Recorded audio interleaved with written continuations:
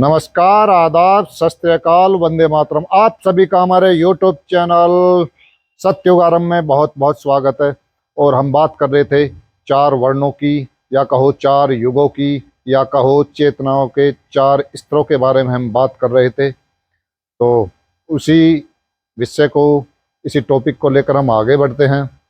जब मन पूरी तरह से परमात्मा में रम जाता है, यानी कि अपने स्वरूप में प्रवेश कर जाता है, तो समझो ना ब्राह्मणो ना क्षत्रिया ना वैश्यो ना शूद्र, चिदानंद रूप है शिव केवलोहम।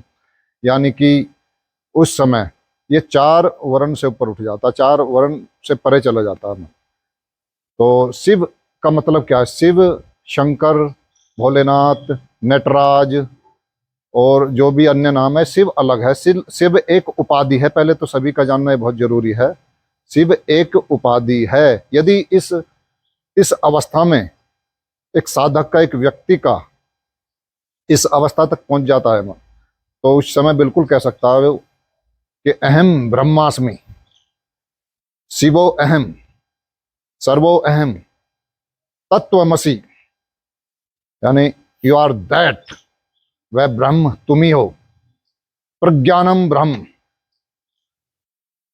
यानी कि प्रकट ज्ञान ही वो ब्रह्म है। यानी कि सच्चिदानंद स्वरूप, सत्य, चित्त और आनंद की जहाँ अनुभूति होती है। सत्य मतलब परमात्मा, परम पिता। चित्त जो जोड़ती है, जो मन का जो अंतःकरण का जो भाग होता है, जो चित्त सबसे सूक्ष्म, और आनंद जो परमानंद से हमारा जो स्वरूप में एंट्री पूरी तरह कराता है। तो ये प्रज्ञानम ब्रह्म उसी को कहते हैं। और आप इस प्रकार समझ सकते हो इसको कि जिस प्रकार से नालियाँ नालों में जाकर मिल जाती है, नाले जाकर नदियों में मिल जाते हैं, नदियाँ जाकर समुद्र में मिल जाती है।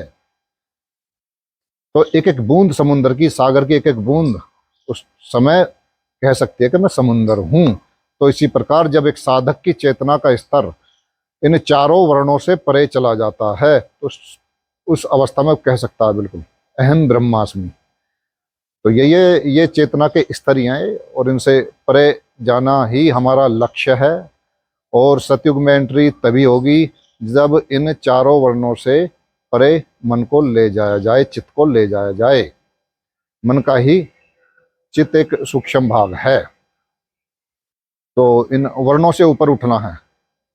और आज के लिए यही जानकारी है। और इससे आगे हम इन चारों युगों की कितनी आयु है, और हमें जो हमारे अनंत ब्रह्मांड के द्वारा, जो कॉस्मिक एनर्जी के द्वारा ब्रह्मांडीय ऊर्जा होती है, उसके द्वारा हमें जो बैकअप मिलता है, जैसे कि एक मतलब सेना में सैनिकों को जो कवर फायर मिलता है, उसी प्रकार से हमें अनंत रचेता के द्वारा बैकअप मिलता है। और समय समय पर जो भी कोई एक बड़ा बदलाव लाना होता है, एक बड़ी क्रांति लानी होती है, एक चेतना का स्तर ऊपर उठाना होता है, तो एक हमें कॉस्मिक एनर्जी के द्वारा, जो दैविक ऊर्जा, उसके द्वारा हमें बिल्कुल इसी प्रकार से एक हेल्प मिलती है इस ब्रह्मांड के द्वारा। वो हम आने वाले अगले इसके भाग में बताएंगे, आपको समझाएंगे।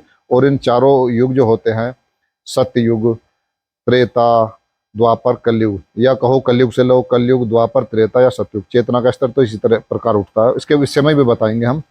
और एक बात और बताना चाहते हैं हम कि मतलब जैसे कलयुग के बाद सतयुग, भाई हमने बताई आपको कि मतलब चेतना का स्तर मतलब कलयुग, द्वापर और त्रेता और सतयुग के द्वारा उठता। तो फिर ये दो युग एकदम कलयुग से एकदम सतयुग कैसे? तो ये जो संगम काल, जो संधि काल होता है, जो संधि बेला बोलते हैं, उसी के बीच में एक एक सूक्ष्म चक्र होता है, एक छोटा चक्र। ये 200-250 साल वर्ष का होता है जो भी।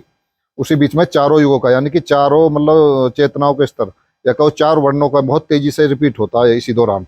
जब हमें जो कॉस्मिक एनर्जी जब अंदर आती है, जो हमें बैकअप देती है पीछे से चेतना को उठाने, ये चारों राउंड घूमते हैं बहुत तेजी से, 200-250 साल के पीरियड में ही। तो ये अगले हम अपने आने वाले भाग में आपको बताएंगे, समझाएंगे। तो आप सभी का हमारे यूट्यूब चैनल सतयुग आरंभ में बहुत बहुत स्वागत है।